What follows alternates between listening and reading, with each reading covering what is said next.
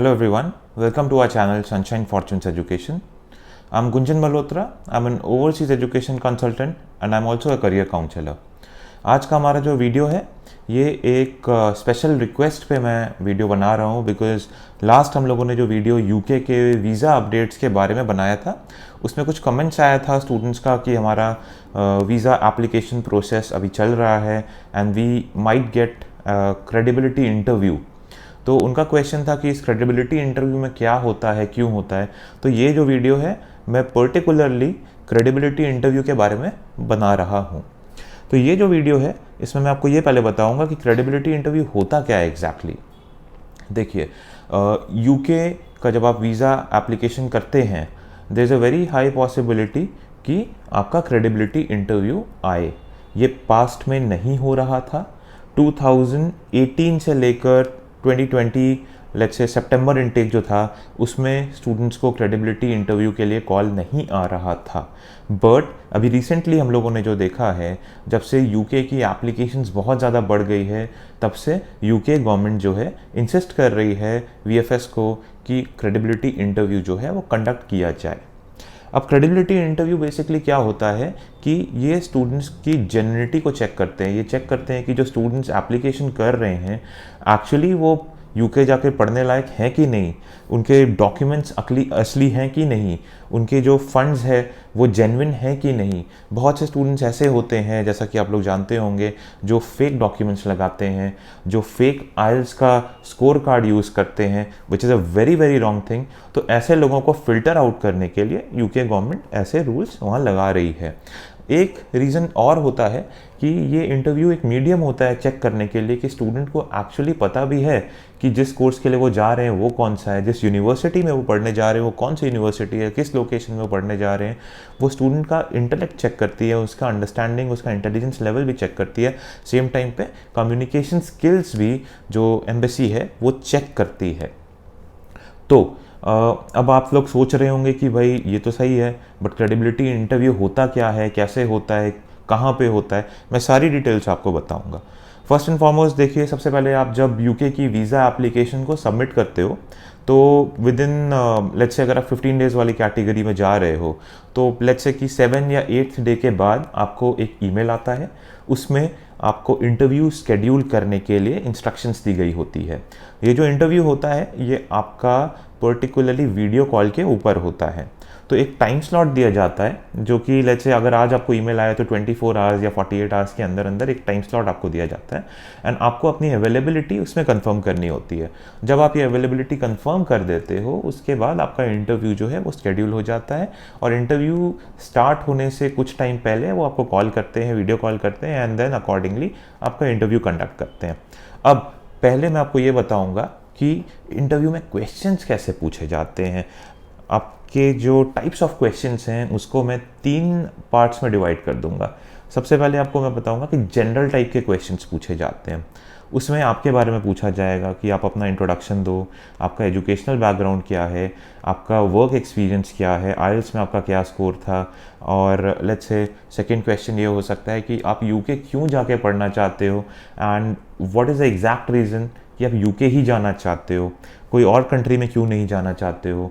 Let's say कि Australia या Canada जाके क्यों नहीं पढ़ना चाहते हो बट यूके जाके पढ़ना चाहते हो। तो ये इस टाइप का भी क्वेश्चन हो सकता है। अब इस टाइप का जो क्वेश्चन होता है इसमें आपको प्रॉपर रिसर्च करके आंसर देना होता है।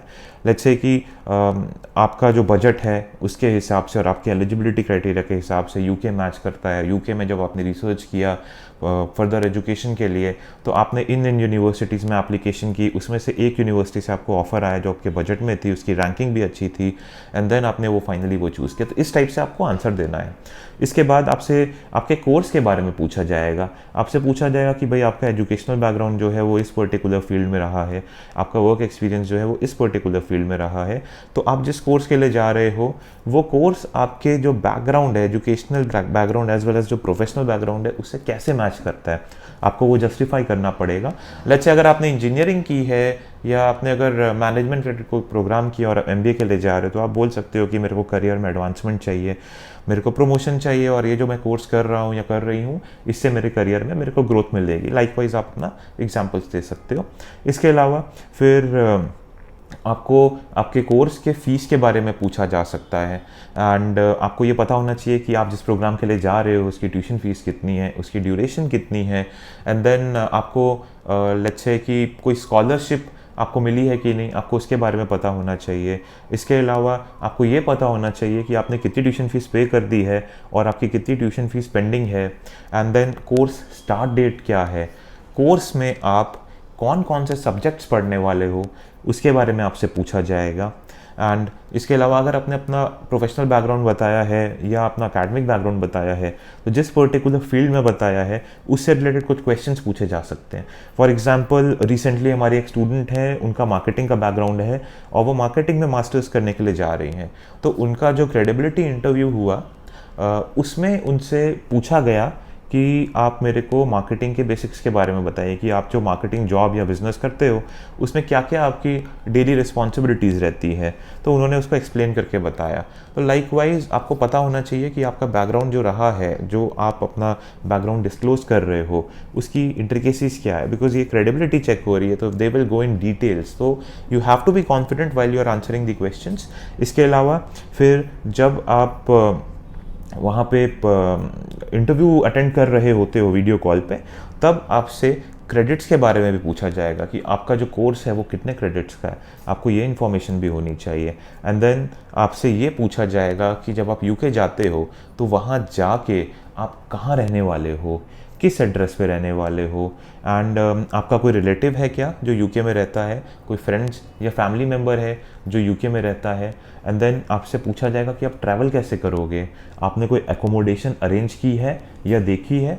तो इस तरह का क्वेश्चन आपसे पूछा जाता है तो आप इसका आंसर ऐसे दे सकते हो, यस मेरे कोई कुछ फ्रेंड्स हैं जो यूके में पढ़ रहे हैं, उन्होंने मेरे को बताया कि यूके की एजुकेशन की क्वालिटी बहुत अच्छी है। This is one of the reasons कि I got motivated and I decided to go to UK for my further education. अब अगर ये तो फ्रेंड के बारे में आपने बता दिया, अब सेम टाइम पे आपसे अगर इस तरह का क्वेश्चन पूछा जाता है कि पढ़ने के बाद आपका फ्यूचर प्लान्स क्या है, आप यूके में ही रहोगे या आप इंडिया वापस जाओगे या किसी और कंट्री में मूव करोगे, तो आप बोल सकते हो कि मे बी मैं देखूंगी आगे, I have to explore the opportunities, जैसे मेरे को अपॉर्चुनिटीज़ मिलेंगी एजुकेशन के बारे में तो मैं अकॉर्डिंगली डिसाइड करूंगा या करूंगी। एंड लेट्स से कि अगर आपसे पूछा जाता है कि आप फ्लाई कैसे करोगे या ट्रैवल कैसे करोगे, अकोमोडेशन क्या है, तो आप बोलना कि अभी तो मैम आप इंटरव्यू ले रहे हो, मैं तो वेट कर रहा हूँ या कर रही हूँ कि मेरा इंटरव्यू का रिजल्ट कैसा आता है, उसके बाद ही मैं बुकिंग करूँगी या करूँगा। ऑल दो मैंने अपना अरेंजमेंट्स जो है उसके लिए प्लानिंग करके रखी है, फ़्लाइट्स मैंने देख के रखी है, जो टेंटेटिव कॉस्ट आती है वो इतनी आती है। एंड अकोमोडेशन जो है इस पर्टिकुलर लोकेशन में मैंने देखा है बट अभी तक मैंने वहाँ कंफर्मेशन नहीं दिया है। जैसे इसका आउटकम आएगा इंटरव्यू का अकॉर्डिंगली मैं डिसाइड करूँगा। अब मैं आपको सेकेंड पार्ट के बारे में बताऊँगा। सेकेंड पार्ट में आपको फ़ंड्स के बारे में पूछा जाता है। फ़ंड्स के बारे में आपसे पूछा जाएगा कि आपकी ट्यूशन फ़ीस कितनी है और आपके पास फ़ंड्स कितना अवेलेबल है, आपने फ़ीस कितनी पे कर दी और कितनी फ़ीस पेंडिंग है और लिविंग एक्सपेंसेस के लिए आपके पास क्या अरेंजमेंट है।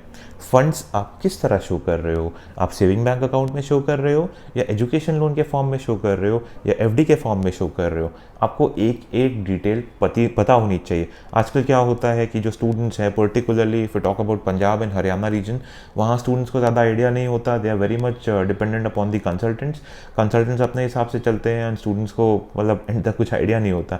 तो उन स्टूडेंट्स को मैं रिक्वेस्ट करूँगा कि पहले आप अच्छे से प्रिपेयर कीजिए। आपको ये पता होना चाहिए कि आप फंड्स कैसे दिखा रहे हो, कितनी फ़ीस आपकी गई हुई है एंड कितनी फ़ीस पेंडिंग है, कैश लेटर में क्या मेंशन्ड है, कोर्स स्टार्ट डेट क्या है, कोर्स एंड डेट क्या है। एंड प्लीज़ मेक श्योर कि आपके सारे डॉक्यूमेंट्स जो हैं आप एप्लीकेशन में ठीक से लगाएं एंड प्लीज़ मेक श्योर कि आपके सारे डॉक्यूमेंट्स जेन्युइन हो, बिकॉज अगर कोई भी गलत डॉक्यूमेंट आप लगाते हो तो आप लाइफ टाइम के लिए ब्लैकलिस्ट हो सकते हो किसी भी फॉरेन कंट्री में जाने के लिए। तो be very particular about that. जैसा मैंने आपको बताया, they might ask you about your accommodation address as well and आपसे वो पोस्ट स्टडी वर्क वीज़ा जो कि इम्प्लीमेंट होने वाला है उसके बारे में भी पूछ सकते हैं कि आपको जनरल अवेयरनेस है कि नहीं। लेट्स से कि कोर्स कंप्लीट हुआ उसके बाद आप कितने ड्यूरेशन के लिए यूके में स्टे बैक कर सकते हो। They will ask you about your future plans as well, जैसा मैंने आपको ऑलरेडी बताया। Plus same time they can also ask you कि अगर आपको आइल्स वेवर मिला है कि नहीं मिला है, अगर मिला है तो किस बेसिस पे मिला है। एंड लेट्स से कि अगर आप प्री सेशनल कोर्सेज के लिए जा रहे हो लेट्स से कि अगर आप मास्टर्स प्रोग्राम के लिए जा रहे हो, आपका आइल्स का स्कोर कम था और आप pathway program, not exactly pathway program but pre sessional program के थ्रू आप अपना प्रोग्राम परस्यू करने जा रहे हो, तो उस केस में दे माइट आस्क यू कि आपने दोबारा आइल्स का एग्ज़ाम जो था वो क्यों नहीं दिया एंड आप without second attempt pre sessional के थ्रू क्यों जा रहे हो। तो इस तरह के basic questions they might ask you. इसके अलावा आप एक चीज़ का ज़रूर ध्यान रखिएगा कि आपको पूरे इंटरव्यू में बहुत रिलैक्स रहना है, आपको टेंशन एकदम भी नहीं लेनी है and you have to be very calm, cool and confident. अगर आप जेन्युइन कैंडिडेट हैं, अगर आपने कभी कोई गलत काम नहीं किया, आपको कोई टेंशन लेने की ज़रूरत नहीं है। यू जस्ट मेक श्योर कि आपको अपने प्रोफाइल के बारे में सारा कुछ पता हो। एक पॉइंट और मैं हाईलाइट करूँगा, बहुत से स्टूडेंट्स ऐसे होते हैं जिनका कनाडा में, ऑस्ट्रेलिया में, अलग अलग कंट्रीज़ में रिफ्यूज़ल रहा होता है। उनको मैं ये एडवाइस करूँगा, जेन्युइनली आप अपने रिफ्यूज़ल्स को हाईलाइट कीजिए।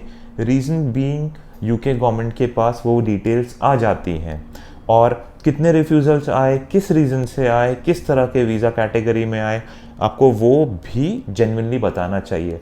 और आप किस किस कंट्री में पास में ट्रैवल कर चुके हो, इसकी भी इंफॉर्मेशन आपको ऑनेस्टली डिस्क्लोज अपनी वीज़ा एप्लीकेशन में करनी चाहिए। और वीज़ा इंटरव्यू में अगर पूछा जाता है तो वही बताएं जो आपने अपने एप्लीकेशन फॉर्म में लिखा है और जो एक्चुअली फैक्ट है, जेन्युइन है।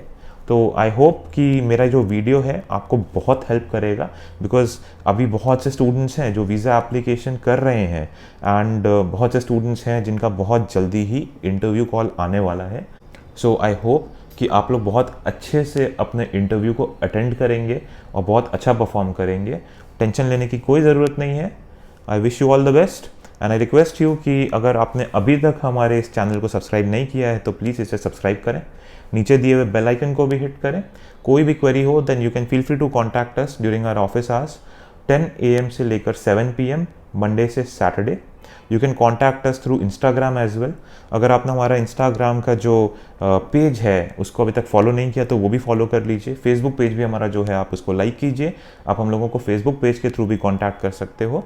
And I wish you all the best. May God bless you. I wish you a very, very happy learning. Thanks a lot.